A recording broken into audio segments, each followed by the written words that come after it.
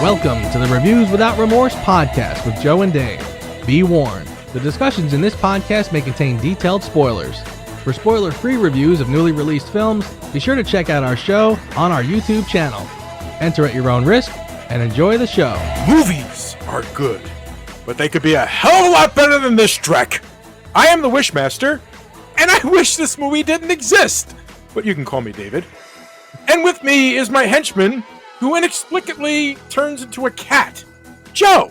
I think I might have a hint. You're being pretty subtle about it, but I'm looking forward to talking about it.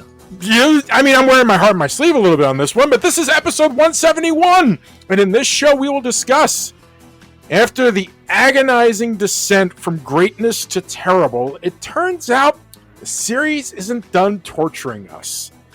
Lethal Weapon 5 is coming. Cast is back, as is Richard Donner. No more, please. Aldolfo Shabadoo Quinones has died.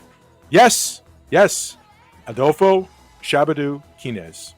Who is he? We'll discuss.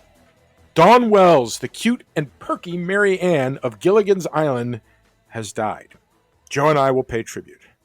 And then, oh God, what did we watch? What did we just watch? Joe and I review the brand new Wonder Woman 84. Gun!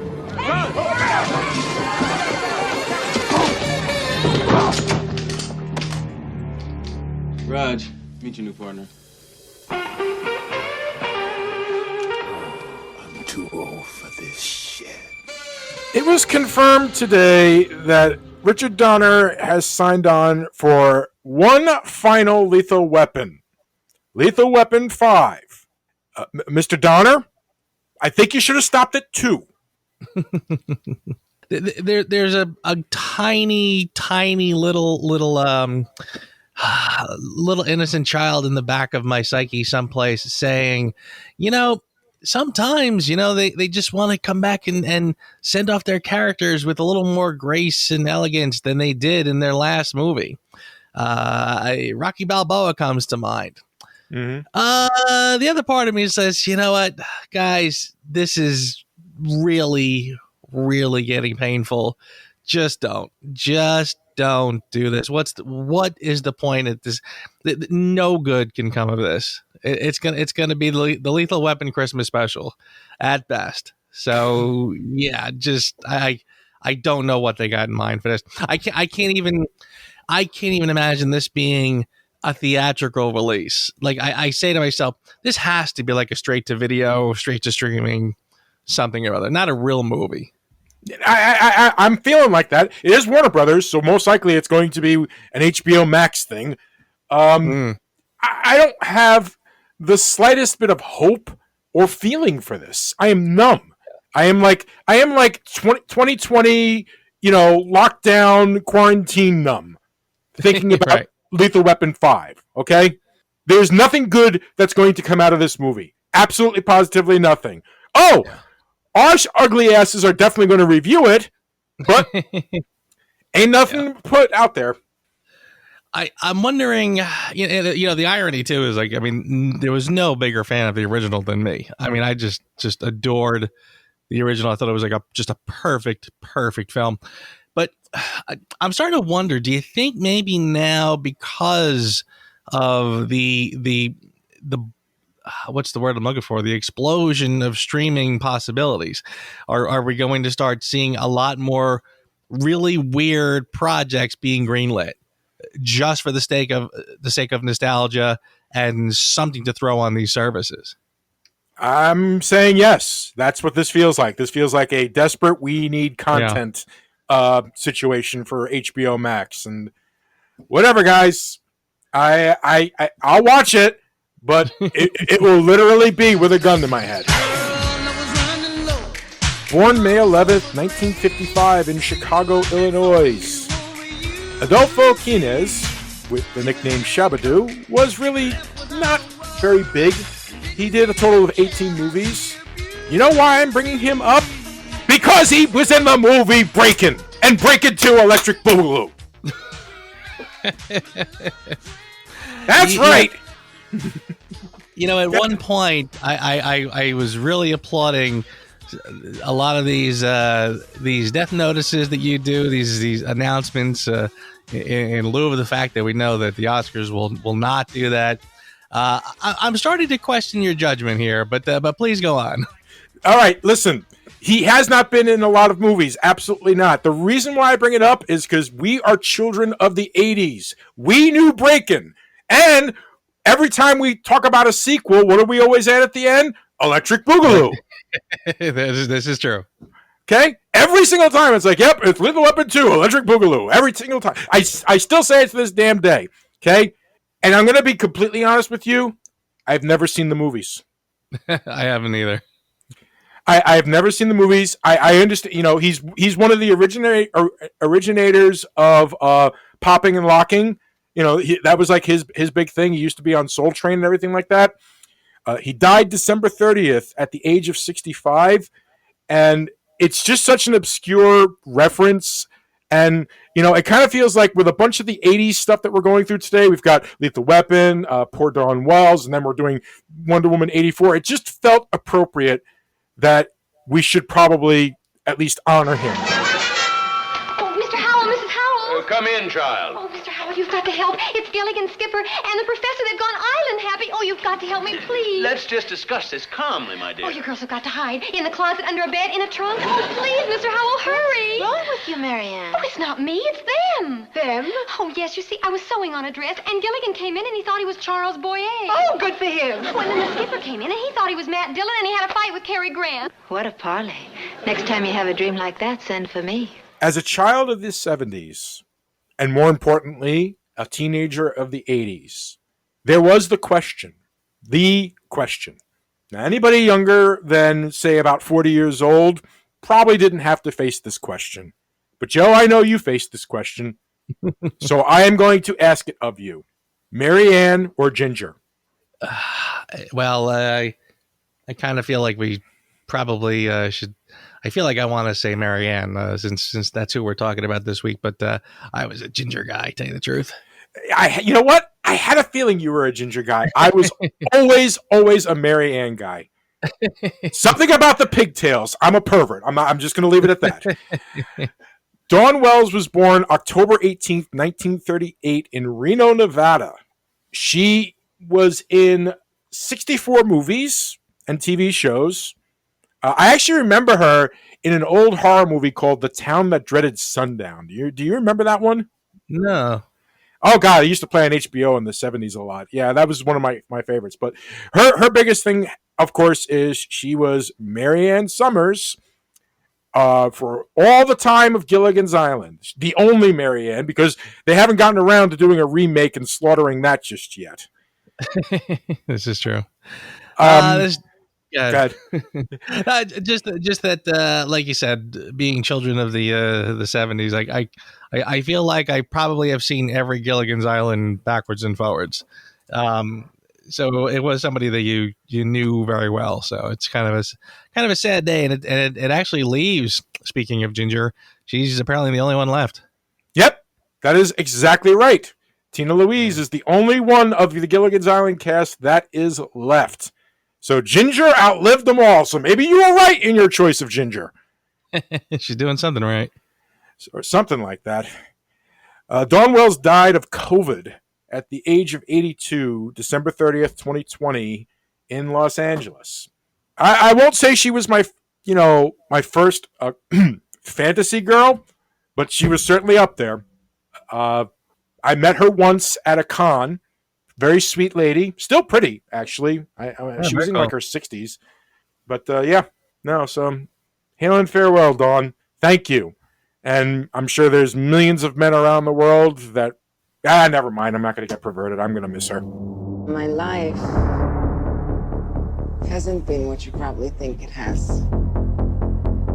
We all have our struggles. Have you ever been in love? A long, long time ago. You? So many times. Yeah, all the time.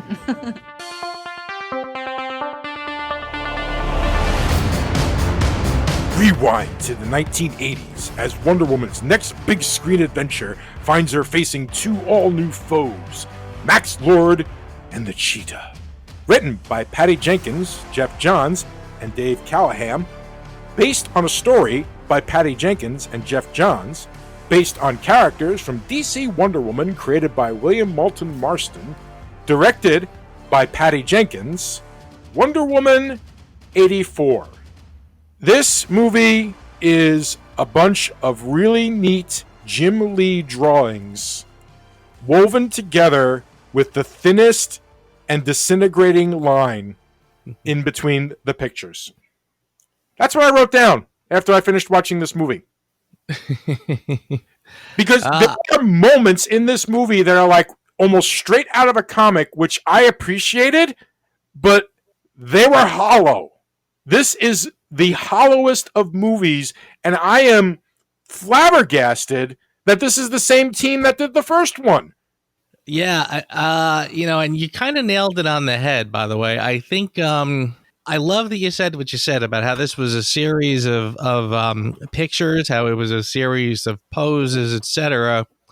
And that description puts this film squarely in what the DCEU was before it seemed like they were trying to pull themselves out of this kind of jumbled mess that they had started.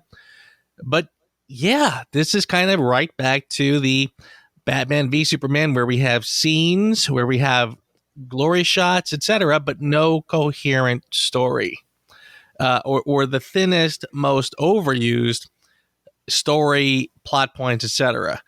I kind of, I will say this. I by the way, when we knowing this was coming, knowing we were going to talk about this, I went back to the episode where we first saw the trailer, and I kind of re-listened to what we said, and I kind of feel like we pretty much nailed it. That it looked like it was going to be a lot of fun schlock, and that's kind of the word that kept going through my head when I was watching this, schlock.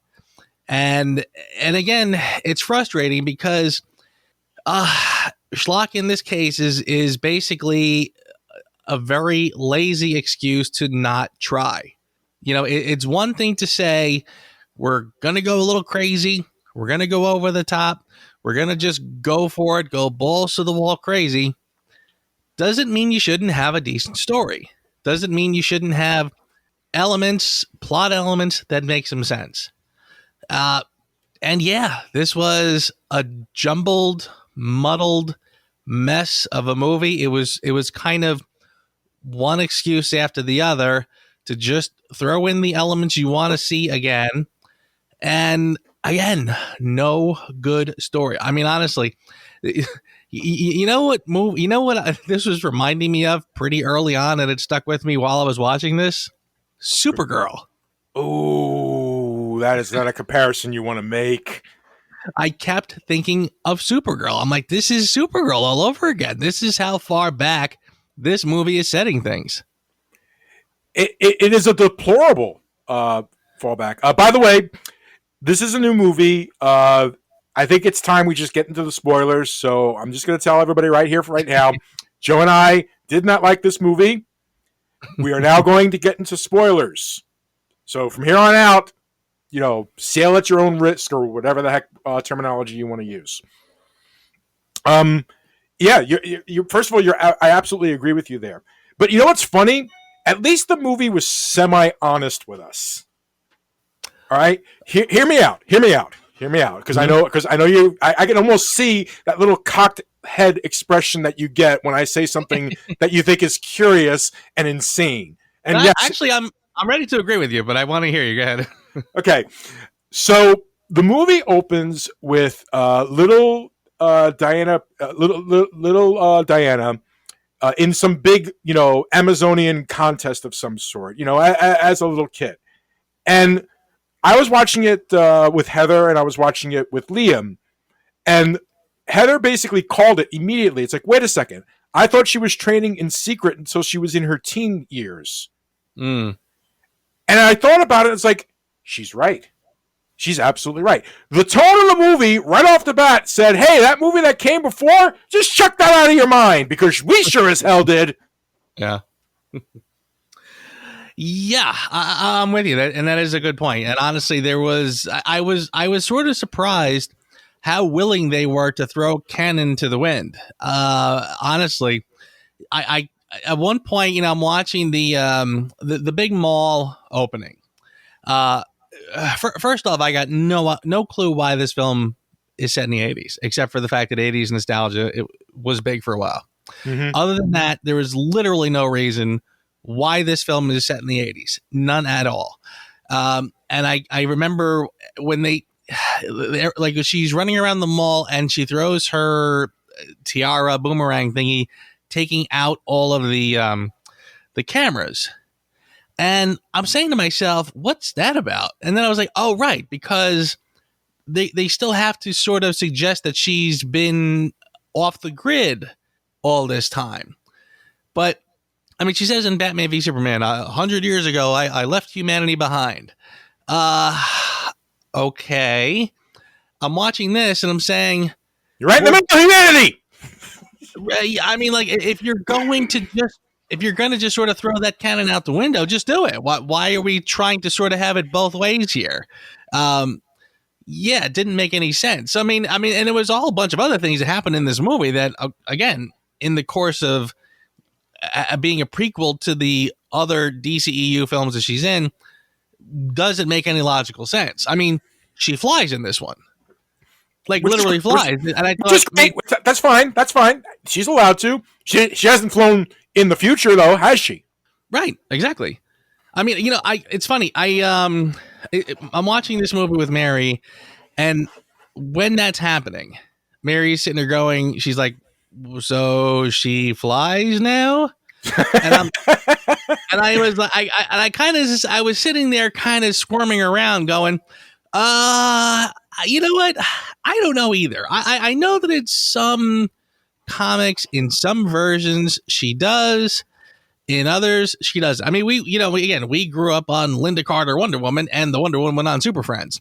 She had an invisible jet because she doesn't fly. Yet I know in some incarnations she does. So I kind of thought, okay, so now they're going to try to throw that in here too. And but again, I'm like, but she didn't in Batman v Superman. She didn't in Justice League. So why are they introducing it here at the end of this film? Plus, they go to the extra effort, which, and again, at this point, and I'm probably going to bounce around a little bit. Please do. But they did this shtick where they showed the armor, the gold armor that this one Amazonian had worn. They did this weird quick flash of it in action. This old warrior princess who wore it, fighting off the rotten men. So you knew that was coming back. I mean, it was in the trailers anyway. But then when she shows up in it, like she goes all the way back to put it on to fight Cheetah. And I'm saying to myself, is Cheetah really the do-all, end-all, powerful villain? I mean, if Wonder Woman was still at half strength, I could see it. But she got her strength back. Why does she need the armor? Yeah. After she rescinded her wish, she got her strength back. Exactly. Right. So Cheetah really shouldn't be that much of a problem. I mean, she should be pretty evenly matched. So why she needed the armor, I didn't quite get. But the kicker was, as she appears in it, the gold armor, the wings are flapping. Like this was, when I saw the wings are flapping, so she's flying with the wings, and I'm saying to myself, wait a second, I was like, I give up. I mean, at this point, this movie is just, I mean, seriously, I'm kind of reminded of like the old Seinfeld. He used to joke around about. He's like, yeah, there's a cereal called Cookie Crisp cereal. We're having cookies for breakfast now. Let's just call this the hell with everything. And I kept thinking as I'm watching this movie, let's just call this the hell with everything. So apt. That is such an apt description. Just for the record, the Amazon is named Asteria, and I even have more questions regarding that. I found the armor, but found nothing about Asteria. And then they do this pandering little thing at the end with Linda Carter. Wonder Woman, Wonder Woman. And I was like, oh, well, that's nice and everything like that, but boy, you just really undercut Wonder Woman as an investigator or anything along those lines. Found the armor but couldn't find her when she's clearly walking around, no problem, fine and dandy, and feats of strength and stuff like that. Bravo! Even introduced herself. Yeah. If I remember correctly. Yeah. Oh, you must have tried real damn hard. Yeah. And this is the armor that held off 1,000 men so that the women can escape hysteria, and 5 seconds with Cheetah's claws is all it took to rip their wings? Right. What the heck?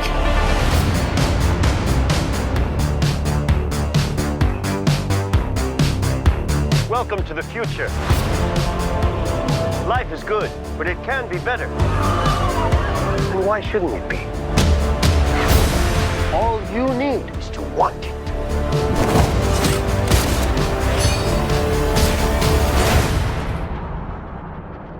Think about finally having everything you always wanted.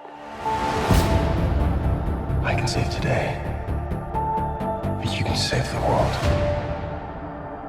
Steve.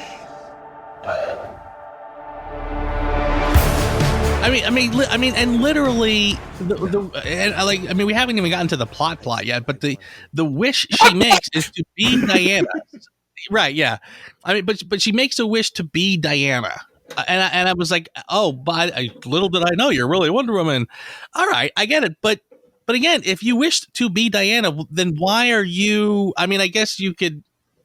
I suppose you can make the argument that she had a second wish to be the apex predator. But there was only one wish. They established that it's only one wish. You only get one wish. That was like they made that established like so many damn times. It's only one wish. You only get one wish. It's important. It's only one wish.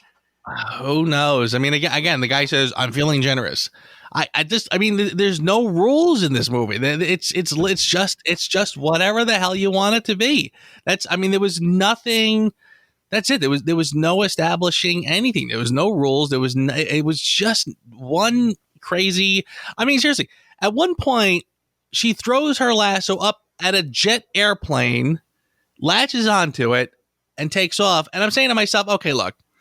If I have to see any scene later where the lasso doesn't reach something or had some limitation, I don't even want to hear it because they've just established she can lasso a jet plane in the stratosphere from the ground. So again, this movie just said, look, the hell with everything. We're just throwing money and crap at the screen. Eat it up. She also lassoed lightning. By the way, she also lassoed lightning after she learned how to fly. Why? Yeah.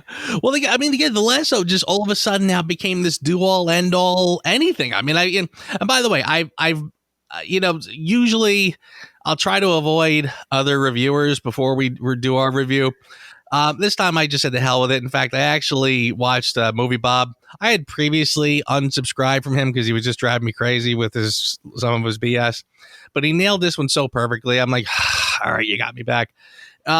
But I mean, like, seriously, I'm listening to these other guys kind of nail it when they talk about how now she's sort of bouncing around like Spider-Man. Like it's the lasso now has become this kind of Deus Ex Machina where you just need this great pose of her flinging it somewhere, and then 2 seconds later she's just sort of like flying off the ground.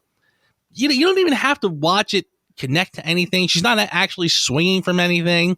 She just throws it, and 2 seconds later she's the wire work was just it was one of these where there was just no gravity. There's no thought into the wire work. It's just she throws the rope, and then 2 seconds later she's flying around. So I mean, again, like kind of from the get-go, and this sort of goes back to what you said about, well, at least they kind of let us know early on what to expect. It was just this schlocky nonsense from the get-go. I mean, that mall scene was so weird. I remember thinking to myself, like, this should be exactly the kind of superhero scene I want. Because, I mean, I remember saying, even in the midst of reviewing all the Marvel films, I was like, you know what I would love to see? I'd love to see a superhero just rescue a cat out of a tree. Just rescue some schlub who's in a pickle and needs to get rescued. It's like they really kind of skip all that these days. I mean, Richard Donner's Superman. rescued all kinds of people. There was all kinds of superhero-ness before you got into the plot with the bad guy, the main villain. I kind of felt like there was a lot of like all the Marvels and definitely the DCEUs. It's just all about them fighting the villain, just fighting the big super monster, bad guy, etc. No, actually, rescuing people and doing superhero stuff. So I'm watching the mall thing and I'm like, this really should be right up my alley, but it just felt so weird. Between all the weird little, again, no gravity, no rules.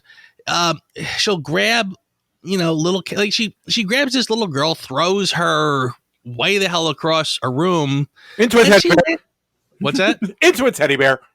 Yeah, into a giant teddy bear. So she just smiles. There was another shot that I think they keep showing it on in the clips, or I guess it's in a trailer, where she grabs one girl and she drops her off on one of those like little horsey rides. Mm-hmm. But every time I see that scene, I'm like, that looks like it hurt. That looks like if I was that kid, that really hurt. But again, there's no consequences, no nothing. So again, it's one of those movies, again, like a classic DCEU where they're so just invested in spectacle, in the look of everything, that there's no thought, there's no heart, there's no story, that I can't get even just the stuff that's supposed to be light fun. I can't get into it. So a question I have for you, is this Patty Jenkins Unchained, or is this Patty Jenkins Constrained? I don't know. I that's a great question. And I think this is going to be one of those films where I'm sort of very curious to see what the hell went wrong. Because one of the things that I heard people saying, and I, have to agree with, this wasn't like a rushed job. Like they had plenty of time to work on this. I mean, they started it right after the last film. Mm-hmm. So why does it feel like it's so schlocky garbage?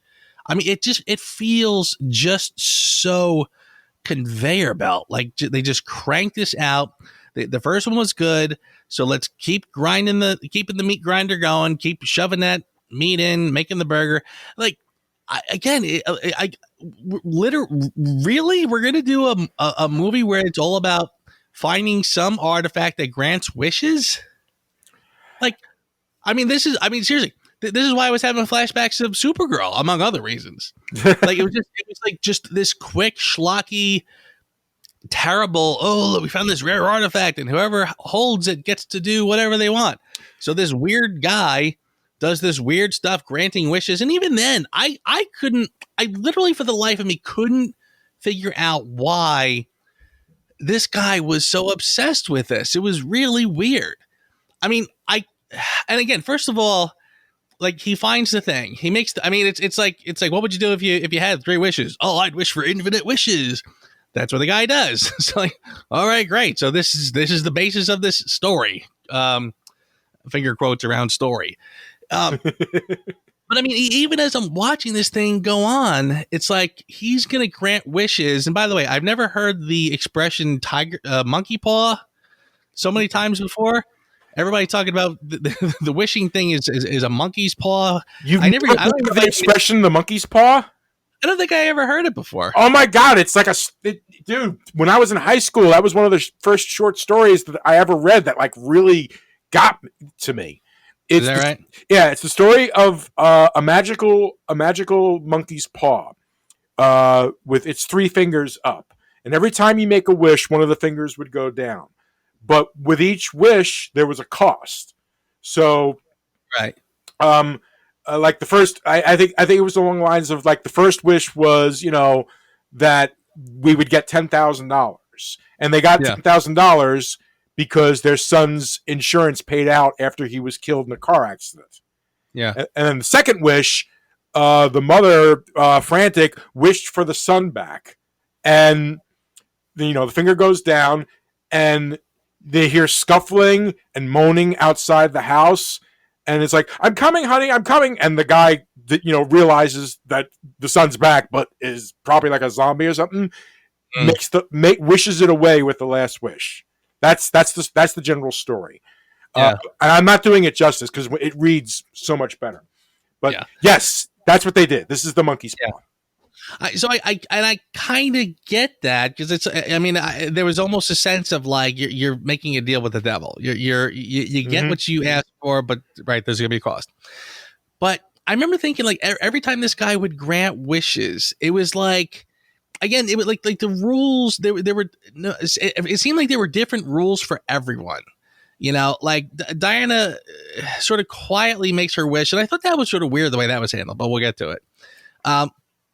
But the long story short, I mean, the guy he's granting all the wishes, but you would think that he would try to, like, it was almost like everything he wanted somehow would sort of fall in his lap. But there was other times where he's just granting wishes like crazy, and I'm not seeing what he's getting out of it anymore. Like the first couple things, you saw him kind of making these wheeling and dealing, and he did, he'd ask, "What's your wish?" And then somehow, he would screw the person over. Okay, I get it. Then later, he's just granting wishes. And it's like, but what is he getting out of it? I'm not seeing what his motivation is anymore. All right. So initially, the way that they were trying to explain it, if I could try to make sense of this mess. Please do. Initially, the way it worked was the wishing device granted the wish and decided upon the price for that wish. Okay. In the case of Diana, she would lose her powers for Steve. In the case of Barbara, she would lose her humanity. Whatever. All that type of stuff. Because he became the wish thingy, he got to decide what the price would be. Mm-hmm. So they would make the wish, and he in response would say, and in return, I get this. Which would make perfect sense for the people who have something that he wants. I mean, that's what I'm saying. I mean, like in the beginning, I was fine with it, not fine with it, but I was like, okay, at least I get it. He goes to the big oil tycoon. Obviously, he's gonna do the deal with him. What's your wish? And I'll take this from you. And then there'd be like some other guy here or there. The guy who was in his office in the beginning did the same deal. But then at the end, he's just granting wishes over the TV to everybody, and they're all just shouting stuff out, and craziness is happening. But I mean, but is there a conscious, a transaction happening at this point where you're getting something from this? So there's a random guy in the middle of nowhere fighting with his mother or his wife. I hope you drop dead, and all of a sudden she's dropping dead of a heart attack. What did that guy have? Anything that this guy would possibly want? So that's why I'm saying, I mean, it started with this premise, and I think it just didn't know what the hell to do with it. So it just let's just say that the guy goes crazy. I don't know. It got metaphysical. Basically, his price for the wishes, you remember how he's always constantly with the headaches and stuff like that? Yeah. It was killing him. Right. His price was supposed to be that every wish that was granted, he would take their life force to keep him alive. It was supposed to be like this big, it became like an Ouroboros, a snake eating itself type situation. Yeah. I got what they were trying to do. It just was told so poorly. Right. I mean, like, what did the cheetah, again, like they're making the case that but you lost your sense of humor. You lost your humanity. You lost your kindness, whatever. Did the guy take that stuff? Was there a tangible reason why he needed those things? There was never a suggestion. Like Wonder Woman wished for Steve Trevor back. Again, we'll talk about it. We have to talk about it. That's a big one. Yeah. But right, and she started to lose her powers, but there was never any suggestion that he was gaining them. So that's what I'm saying. I mean, again, just really poorly written, a very stupid, schlocky concept that just turned to garbage very quickly. I didn't realize fireworks were invented after World War One. Also, as a pilot, going through a place where giant explosions are happening is probably not a good idea. I will kind of let that one slide personally. I kind of felt like, well, I mean, it's not like he's never seen them, I'm assuming, but just being so up close and personal, it was fun, whatever. But honestly, when they got up higher, it's like they're looking down and like the fireworks just everywhere. Like there was like World War III all of a sudden down there. Here's one. she now has the ability to make things invisible. Oh Didn't know that was God. a thing. Oh my God, that was the worst case of doing ex machina I've ever seen in my life. It's like, oh shoot, we need to do the invisible jet. Just throw that in there. Just have her say a line. Right. Good Lord, what the hell? It was ridiculous. I mean, at this point, just everything made zero sense. There was no effort whatsoever. I mean, seriously, even from the get-go, we kind of called this, or I called this when we were talking about the trailer. Kristen Wiig's character shows up. She can't walk in heels, and 3 seconds after she steps into frame, she drops her briefcase, and all the papers go all over the floor. Already, I'm like, really? We're really doing this? Like, I mean, again, I was expecting this. I was expecting to get Amazing Spider-Man 2 all over again, all of the Schumacher villains all over again. I mean, but really, like, you couldn't at least like put a little shade on it for a little while. I mean, it was just so terrible, so obvious. I mean, I couldn't believe that they were going to go with this and do this same routine. In its defense, it is a very 80s trope. You know, the nerdy girl take the glasses off and suddenly she's hot thing. Well, yeah, but that's the thing. I mean, I'm not defending the movie by any stretch of the imagination. I know you're not. I feel like that's what Patty Jenkins was going for. It's like, oh, there was such a thing in the 80s. People will appreciate this. But it was almost like the opposite. Like we watched Stranger Things, right? When Stranger Things first came out, we were loving it because it felt like all the best 80s film style set in the 80s. It not only was it a movie set in the 80s, but it felt like a movie made in the 80s, and we were loving it for that reason. This was like, let's take all the bad schlock from the 80s, the Superman 3, the Schumacher Batmans. I mean, everything terrible. Let's go back and make that again. This world is not yet ready for all that you will do. Your time will come, Diana. And everything will be different.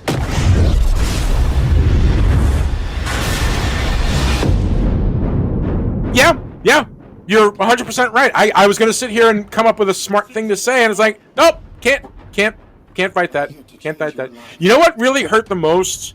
Like, as the credits were playing, I said to myself, and I was excited, she's directing Rogue Squadron.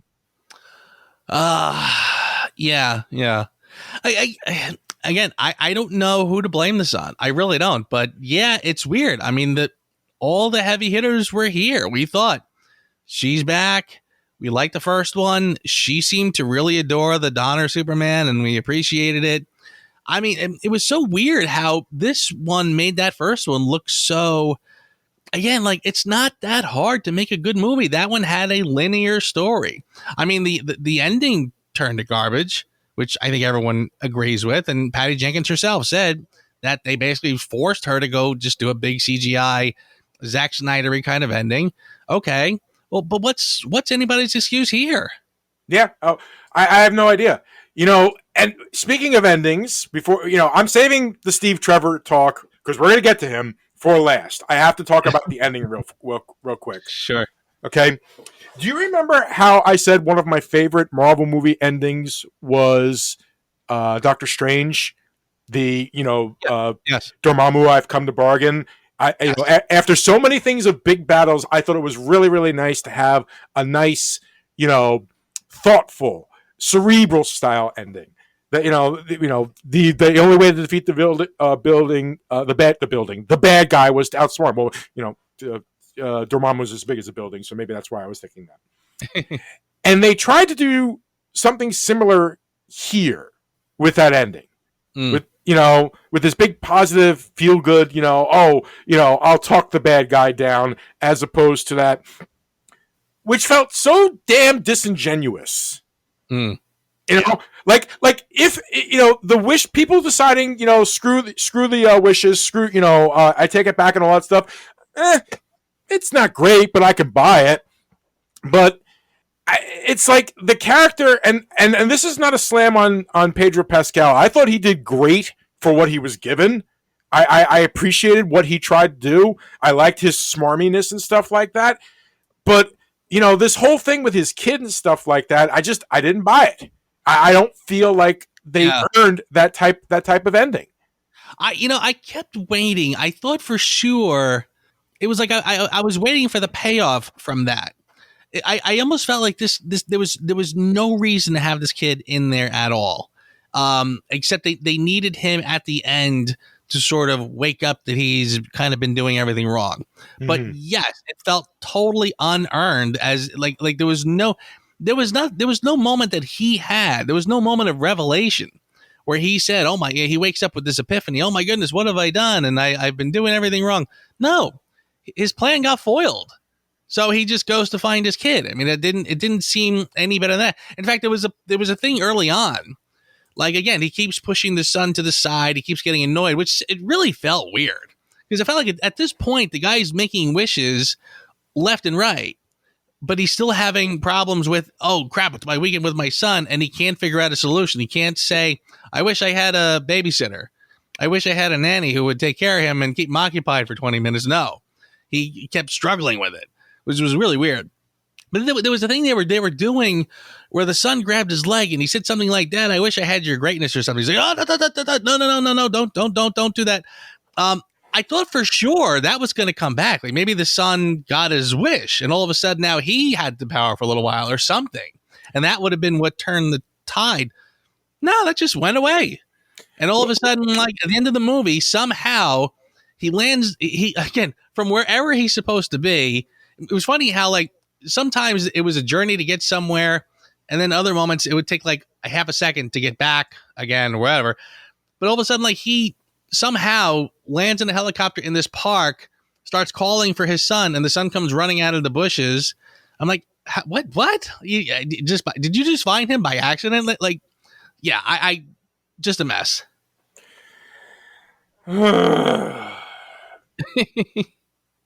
Putting it mildly, my friend.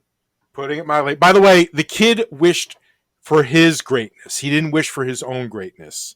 I wish. Yeah, right. I understand. It was poorly worded. It was poorly done. It's just this. It's a mismatched mess of Messerschmitts or whatever the heck. And even the camera sort of panned down to him touching his leg or something, as if like I thought for sure this was going to be a moment. I mean, I'll tell you what. I mean, this film stinks of rewrites, and I mean, I know this was. Like this film was already in kind of development hell. You heard, I mean, there was rewrites and the test screenings weren't working. It's very clear that it was a mess from the get go. So again, I get, like I said, I mean, they had time to work on this. How did they get it so wrong so early on?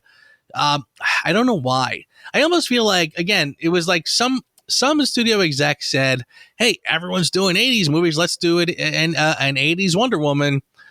Again, no payoff for that. And the only other thing I can think of is like, well, look, how are you going to get Chris Pine back in this? And I remember thinking, like, they should have done if they really desperately wanted him back, they should have just done what the TV show did. I'm pretty sure the TV show, when they went from World War II to the modern day, they had, it was like Steve Trevor Jr., I think. Yeah. It was just Lyle Wagner playing the son. Yeah, exactly. Let's do the same thing here if you're so desperate to get him back. I mean, you've already shown you're willing to do anything, your story be damned, to get Chris Pine back. Just do that, because this was stupid. I mean, I that's the only other thing I can think of is that they just try to figure out, well, how are we going to do Chris Pine again? Well, it's going to have to be magic. It's going to have to be, he gets magicked back somehow for a while. He'll be gone at the end, so who cares? Just bizarre. Speaking of bizarre, now that you've brought him up, we got a couple minutes before scores, Joe. It's time to talk about the elephant in the room. I think I know where you're going with this, but before you go there, like I said, I got a hunch where you're headed. I'll just say I found it to be really, why even bother at this point? That was another thing that I was noticing with these wishes. Is like they were trying to sort of do it in a semi-clever way. Like the very first guy goes, "Oh, I wish I had a coffee." Somebody just happens to be walking by. "Hey, I got an extra coffee. Do you want one?" I remember thinking like from there. I remember thinking like, if they're going to go down the road that way, this is going to get really weird. Like there was a woman who says, I wish I was famous, right? And of course, then all of a sudden, like there's 20 people outside her window who start screaming, "Yay, look who it is." I'm thinking to myself, there has to be a multitude of cross wishes that are kind of contradicting each other. Like all those people that are pounding on the window, don't they make a wish? And what if they wish for something? I mean, it was really, really convoluted. So yeah, the way they brought Steve Trevor back, I remember thinking to myself, why did you bother to do it that way? Why didn't you just have him pop out of nowhere? Oh, look, there he is, instead of doing this body switching thing, which of course leads us to other problems, which I will let you take over. Creepy! Creepy! Not to mention the fact that at the end of the movie, she runs into him again. Awkward. Yeah, seriously. She's looking at him like, I've seen your penis. I know how hung you are. Or not. Who knows? Or, well, she went back for more, so it must have been good enough. I don't know. But, okay. Yeah. This was a poor choice of a way of bringing him back. And if the only payoff for that was so that they could have that scene at the end where he's dressed in that outfit she tried dressing Steve in at one point, that's not worth it. That is totally not worth it. I mean, yes, I get the idea that they're trying to get to, that she should move on and she should find somebody else and so on and so forth. But you compounded the creepiness of it by having her then run into the guy again. Because it's like, oh, all right, I already know you're pretty good in bed, so it might as well be you. What? Hi, Wonder Woman. I'm going to say the words I never in a million years thought I would say, but when you break it down to brass tacks, Wonder Woman rapist. I'm sitting here going, is he going to say it? Is he going to say it? Is he going to actually go out and say the word?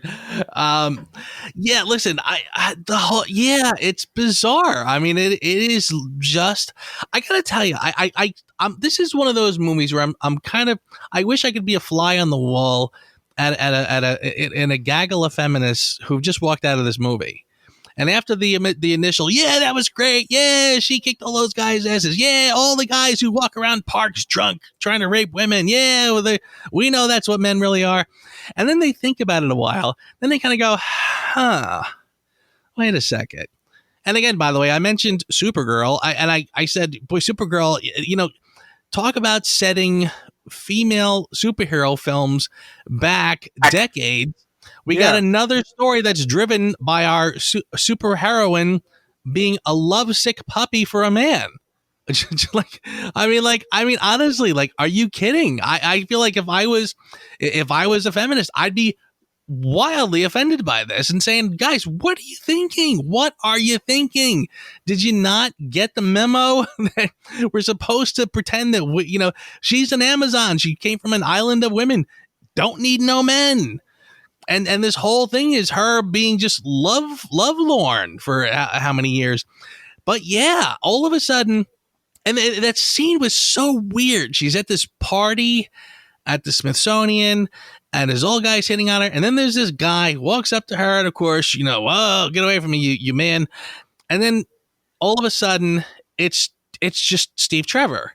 And you're like, it was such a weird, lackluster moment where all of a sudden this rando, and they kind of do that thing where the camera's sort of panning around, so you knew a second or third pass it's going to be Chris Pine. Sure enough, that's what happened. And I'm like, God, first of all, it was just so lame, like a very lame moment. But then, yeah, like you said, boy, all those other questions that sort of pop up don't make a lot of sense. I mean, even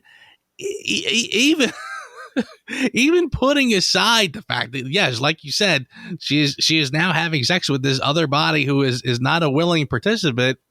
They're ransacking the dude's apartment. Like, Steve Trevor just wakes up in this guy's apartment. I guess that guy didn't get a chance to make a wish. I mean, again, no rules in this story. Nothing makes any sense. Why him? Like I kind of felt like if you're going to go down that road, give me something to sort of explain why this rando ended up being the person that vanishes so Steve Trevor can appear in his body. It just, the whole thing was just so random.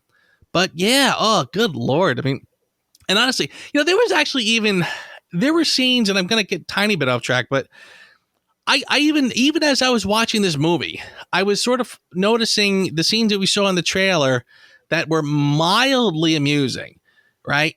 When I was watching them in the film, all of a sudden, the context, like seeing it in the context of the film, was so pathetic. I just didn't even like it anymore. There was one shot. There was, again, and there's not a lot of action in this movie, by the way, but there was one truck chase that happened in Cairo, I guess, and you saw that shot in the trailer where the truck flipped and it sort of sent her shooting up in the air, and she's sort of kind of coming back down. And I remember at the time kind of going like, oh, that kind of gave me like a little Linda Carter vibe. When I saw it in the film, I was like, this sucks. That's not satisfying at all. It just felt so weak. I didn't like it at all. Anyway, I took your good point and it just went up in 27 different directions. But yeah, the Steve Trevor thing is really weird. No. I take what I want in return. Everyone will see.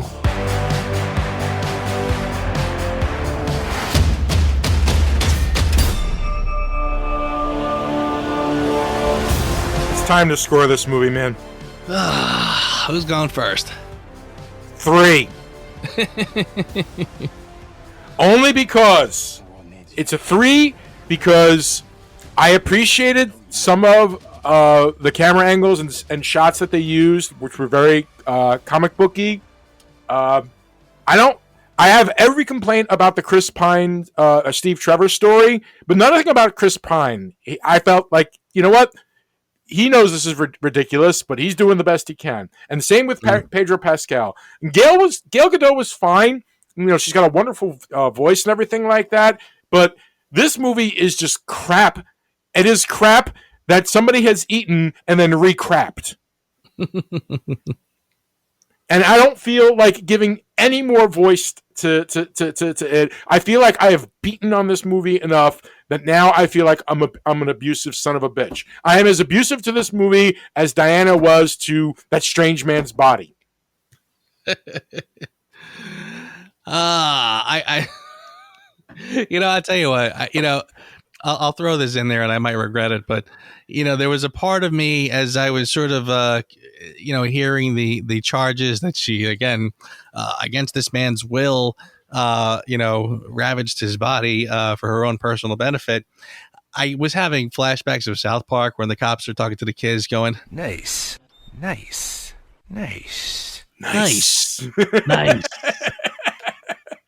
I admit I kind of chuckled at that myself too. But as far as scores go, you kind of, I'm with you wholeheartedly with a 3. I feel like, it really is a really wildly lame follow-up to what was, and again, one of the things that's frustrating about this is that, the first Wonder Woman was a good movie. And I think that there was it was one of those movies where I know it's a good movie. If I convince myself, I could even call it a great movie. But I know it's not. I know it's just good. And there's a lot of really weird, weak parts in the first one as well. But I was so willing to look past them. Then a movie like this comes along. Again, it's the follow-up. They should have much more flexibility, more freedom, et cetera, et cetera. And it's such a letdown. It is such a letdown. To the point where it almost sort of, you're kind of taking back all the kind of generosity you gave the first one. Agreed. So with that, yeah, I agree. It's a 3. We literally got through it, and even Mary said, "Boy, that's 2 hours I'm not getting back." And it was kind of funny how, well, I'll save this, but just a very, very weak, lame follow up, and hardly a movie I would recommend to anybody. It's colorful. It's got some visual moments. That's about it. That is about it. soulless. Which, by the way, if I'm going to throw this on here, right now, if you must watch something streaming, watch Soul. Nice. I that's right. I put it out there. I said it, and I am not embarrassed or ashamed by it. So there you go. Nice. I am hearing good things about that. I'll have to check it out. All right.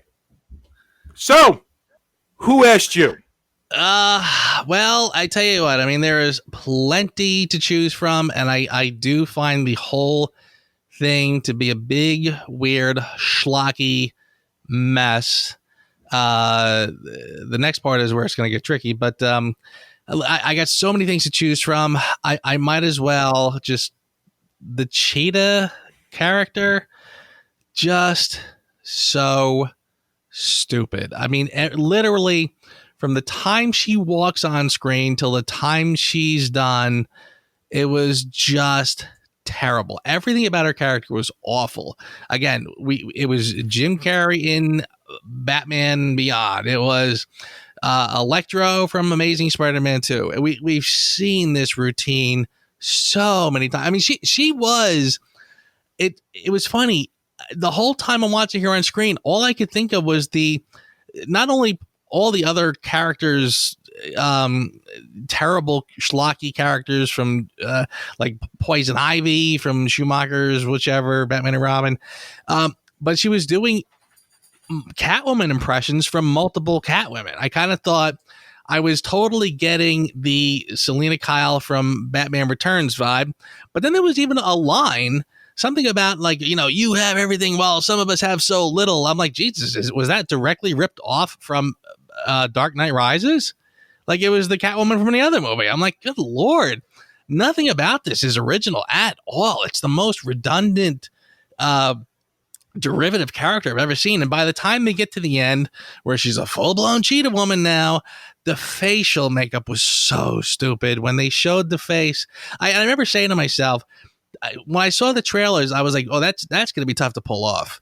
This was even worse than I expected. I mean, good Lord, the Cats movie, for Christ's sake, last year, I think probably had better looking cats than this. I mean, they could have just made her face normal, but those stupid stripes. Oh, good Lord, you got to be joking.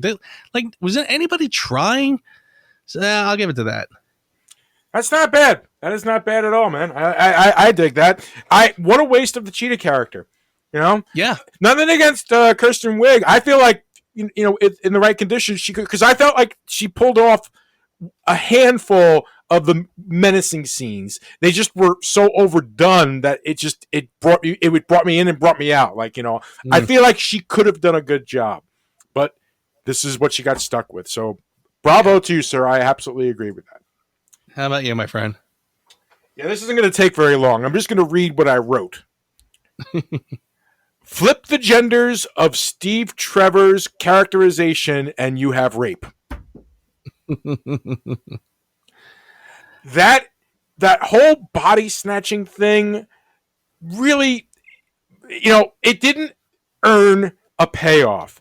If it had been like, where the guy he was like fighting for control or something like that, or something along those lines, some kind of complication like that, maybe I would have. But the bottom line is here, if I had written a movie where it was a woman in the body of another woman, okay, I would have, I would have been crucified. And to be perfectly honest with you, rightfully so. There is no consent here. There is no consent in this poor guy. About the only thing good that happens to that guy is like, oh, okay, since I know your penis, I will jump on your penis at the end. Happened. That guy gets lucky with Diana. So yay for that. There's your consolation prize. I found that whole thing to be repugnant, which sucked because I love Chris Pine. I think that he's, very charming and wonderful in what he has to deal with. But yeah, that just that really, really was like, I mean, the whole movie was a turning point of, oh God, oh God, oh God. But that point was like, really? Yeah. And by the way, even that little kind of Hallmark movie add-on at the end, I said to myself, that was another scene that just screamed reshoot. And yeah, it's like, guys, no, you can't backtrack now. Like, don't, like, the fact that she's looking at him going like, oh, look, it's an old booty call now. Like, it's like Wonder Woman's got a booty call walking around. No. You can't fix this. So don't even bother. Yeah, seriously, screw you, movie. All right, now for the really hard job. Yeah. I'll go first. I'll go first. Frankly, I'm giving it to Pedro Pascal simply because he tried, and I like the way he said, life is good, but it can be better. I liked the enthusiasm that he put into that. I just, and I like him. I like Chris Pine as well, but I like Gal Gadot, and I like Kristen Wiig and everything like that. But I don't know, Pedro Pascal, there's a charm to him, and I found myself charmed by him throughout the movie. It's a shame that his characterization was all over the place, but I kind of feel like, you know what, even if it was all over the place, I kind of enjoyed his little moments where he was, acting manic. We had no idea why he's acting manic. The story required him to act manic, so he acted manic. And I thought he handled it very well. So I'm giving it to him by default. Maybe it's left over, new hotness from when he was the Mandalorian. I was just gonna say, are you sure you're not playing favorites? Because he single-handedly rescued Star Wars, not single-handedly, but you know what I'm saying. No, I wouldn't say that. No, I thought about it too, because as I was trying to come up with my for your consideration, at first I was going to give it to Chris Pine. It's like, but no, that the whole Steve Trevor thing just turned me off so much that even though Chris Pine was good as he could get with the part, it didn't work for me. And I like Pedro Pascal, so he's the only one that's getting any credit. And besides, he's now a meme. The whole, it's good, but it can be better is now a meme. He became a meme. So he's doing something right if you become a meme. So there you go. There you go. I'll keep it very simple and just give it to Gal Gadot. And I kind of felt like, or Gal Gadot, I should say, it's interesting how a lot of people sort of remarked, and I think this is true, that Patty Jenkins kind of knows how to direct her. And when you threw her in Justice League, all of a sudden, like, her limited acting is kind of on full display, and she's not getting a lot of help. And there were moments of that here, honestly. I said, and honestly, there was, like I said, I felt like this movie was so hodgepodge and so many parts that screamed to me reshoots. Honestly, I mean, every heartfelt moment was so weirdly done. Like, again, I mentioned how Chris Pine appears at the party, and I said it was so weirdly done, so lame, that I was like, wow, this impactful moment just feels sort of odd. Like, I mean, I almost half expected that after that she would sort of wake up and it was a dream or something, because it was so bizarre. Well, the part where she renounces her wish was equally weird. I mean, there was chaos in the streets. I get that. And then they're kind of just off into this sort of doorway off on the street, having the heartfelt, tear jerking moment. And I'm like, boy, this is kind of oddly done too. And that's why I was saying, I feel like all these moments are reshoots that they're kind of wedging into the film. I mean, the big action moments, that gets all the attention, and the heartfelt moments are just off the cuff, things that are just sort of happening incidentally on the sides. And incidentally, in that moment where it's her and Steve in the doorway and she's right about to renounce, I'm looking at her hair and I'm saying, is she wearing a wig? Yeah. Her hair looked like a wig at that moment. So again, I'm saying, this got to be a reshoot. Where was I with the best part of the but even as bad, and that was sort of highlighting for me, just little chinks in her acting armor. However, with that said, it was also sort of a reminder to me that I think the only reason why this film works on any level is because of her charm. She's got charisma, she's got presence, and I think that's why people are watching these movies. That's why people are enjoying these Wonder Womans. And seriously, people have wondered, why is it taking so long for them to get Wonder Woman on the big screen? Well, because Linda Carter nailed it in the 70s. And I don't think anybody could ever come close. Gal Gadot does it. She really does have kind of the characteristics you want in a Wonder Woman. And I think without her, if she didn't work, this movie would be just unwatchable. So I gotta kind of give it to her again. And by the way, and every time I see the little behind the scenes filming of this film, she's always smiling. She's always got a smile on, so she at least enjoys what she's doing. She appreciates what she's doing. So that's a little infectious, so I gotta give it to her.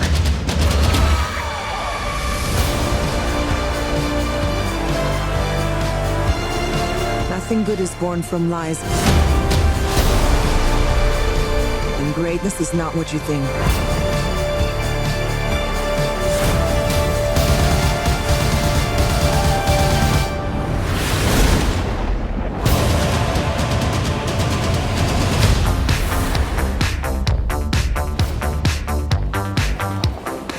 It's all art. That's just a trash can. It's just a trash can. Yeah. And thus ends our surprise review of Wonder Woman 84. That's right. We know we said we were doing Back to the Future 3 this week, but this came up.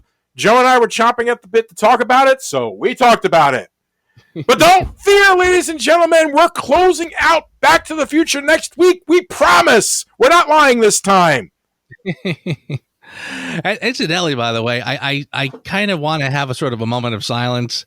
I am kind of in pain this week, and the reason is because I believe would have been this week or next week would have been our top 10 episode for the year, and boy, is it kind of gutting me that we can't do that.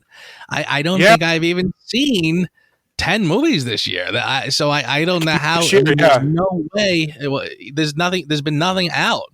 I have seen a couple guys. Stuckman did one, which kind of surprised me, but then again, he's really trolling the indie movies. I heard a statistic just this morning that the biggest what do you think the biggest box office hit was in 2020?